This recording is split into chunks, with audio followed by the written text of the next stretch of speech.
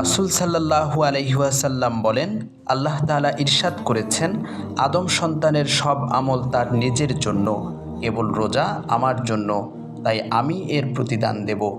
রোজা ঢাল স্বরূপ। যদি তোমাদের কেউ সিয়াম পালন করে তাহলে সে যেন অশ্লীল কথা না বলে। রোজার পুরস্কার সম্পর্কে আল্লাহ বলেন, রোজার প্রতিদান আমি নিজেই দেব।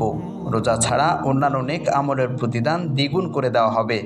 প্রতিটি নেক আমল 10 থেকে 700 গুণ, এমনকি তার চেয়েও বেশি হারে দেয়া হবে বলে পবিত্র কোরআনে বলা হয়েছে। আর রোজার সওয়াবের কোনো সীমা সংখ্যা নেই বলে আল্লাহ আপন সত্তার সঙ্গে সম্পর্ক যুক্ত করেছেন।